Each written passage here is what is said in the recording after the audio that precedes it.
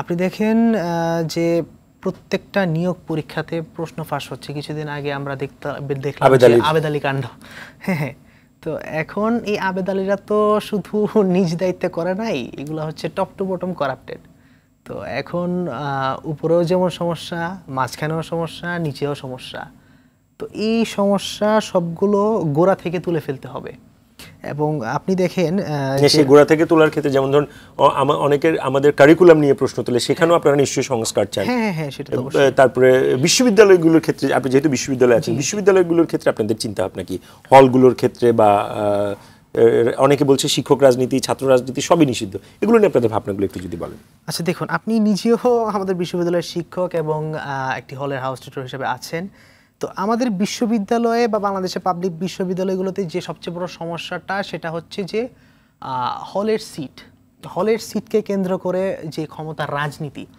দেখেন, একটা স্টুডেন্ট যখন প্রথম আসে, তো আসার পরে সে যখন থাকার জায়গাটা পায় না, এবং বাসস্থান মানুষের মৌলিক অধিকারের একটা, তো সে বাসস্থানকে না দিয়ে যে গণরুমে রাখা হয়, বাসস্থানকে পুঁজি করে প্রতিদিন সকালবেলা মধুর ক্যান্টিনে নিয়ে দাসের মতো দাঁড়া করিয়ে রাখা, এবং এটার ফলে সে যে রাতেও সে হচ্ছে যে মানে ছারপোকার কামড়ে গাদাগাদি করে তারপরে রাতে বাইরে পাঠিয়ে দেওয়া হয় সন্ত্রাসী কার্যক্রমের জন্য জোরপূর্বক।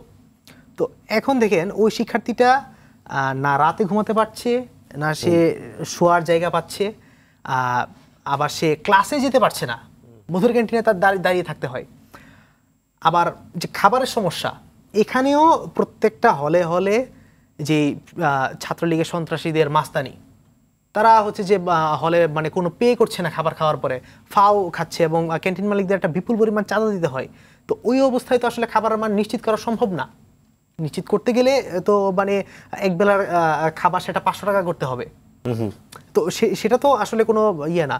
তো এখানে বিশ্ববিদ্যালয়ে মানে হলের সমস্ত সন্ত্রাস বন্ধ করতে হবে। এবং এরকম কি আপনাদের কোনো ভাবনা আছে কিনা যে ছাত্র রাজনীতি অনেক বিশ্ববিদ্যালয়ে কিন্তু সমন্বয়করা দাবি করেছেন, এবং আমরা একটি দেখলাম যে কবি কাজী নজরুল বিশ্ববিদ্যালয়ে কিন্তু প্রশাসন থেকে ছাত্র রাজনীতি নিষিদ্ধ করেছে। এইরকম কোনো চিন্তা ভাবনা আপনাদের আছে কিনা, বা আপনাদের রূপকল্প এটা আছে কিনা যে বাংলাদেশের ছাত্র রাজনীতি মানে দলীয় ছাত্র রাজনীতি বলতে আমরা যেটিকে বুঝি সেইটা এত সময়ের জন্য বন্ধ করা যেতে, এরকম কোনো প্ল্যান কি আছে বা এরকম কোনো পরিকল্পনা? আচ্ছা, এখানে আমাদের প্রাথমিক যে ভাবনাটা সেটা হচ্ছে সবগুলো ক্যাম্পাসে বিশ্ববিদ্যালয় থেকে শুরু করে ন্যাশনাল কলেজ বা সব জায়গায় ছাত্র সংসদ চালু করা, যে বন্ধ ছিল সেই ছাত্র সংসদ চালু করা। আপনারা দেখুন 2019 সালে 90 দশকের পর 28 বছরের শৃঙ্খল ভেঙে ডাকসু নির্বাচন হয়েছিল। যদিও সেই নির্বাচন নিয়ে অনেক কথা আছে এবং সেই নির্বাচনে প্রচুর ভোট কারচুপি হয়েছে। আমার নিজের হল এফ রহমান হলে ছাত্রলীগের যে বর্তমান সভাপতি সাদ্দাম হোসেন, উনি একটা ওই ডামি লাইন তৈরি করেছিলেন যে এখানে তাদের লোকজন দাঁড়িয়ে থাকবে, কেউ ভোট দিবে না, আবার লাইন থেকে কেউ সরবে না, যাতে সাধারণ শিক্ষার্থীরা ভোট দিতে না পারে। হ্যাঁ, এবং আমি হচ্ছে যে অন্য কোনোভাবে হলের ভিতরে ঢুকে ওপর দিয়ে সিঁড়ি দিয়ে ঘুরে তারপরে যে ভোট দিতে পেরেছিলাম, তো অন্য একজন ছাত্রলীগ নেতার সহায়তায়। তো সেখানে আমি ভয়ে ছিলাম যে আমি যে ভোটটা দিচ্ছি সেটা কি কোনোভাবে দেখছে কিনা, বা এখন ওই যে পর্দার আড়ালে যে ভোট কেন্দ্র ওইখানে ঢুকে আমার উপর হামলা করে কিনা। আর হামলা করলে তো কোনো বিচার নাই, ওই সিচুয়েশন। মানে আপনারা একটা সব ক্যাম্পাসগুলোতে ছাত্র সংসদ, ছাত্রদের প্রতিনিধির উপস্থিতি চান? জি, প্রতিনিধি যদি না থাকে, প্রতিনিধি না থাকলে আপনি দেখেন যখন 1990 সালে স্বৈরাচারী এরশাদকে বিদায় করা হলো, বাংলাদেশের মানুষ ছাত্র জনতা একটা গণতান্ত্রিক বাংলাদেশের স্বপ্ন দেখেছিল।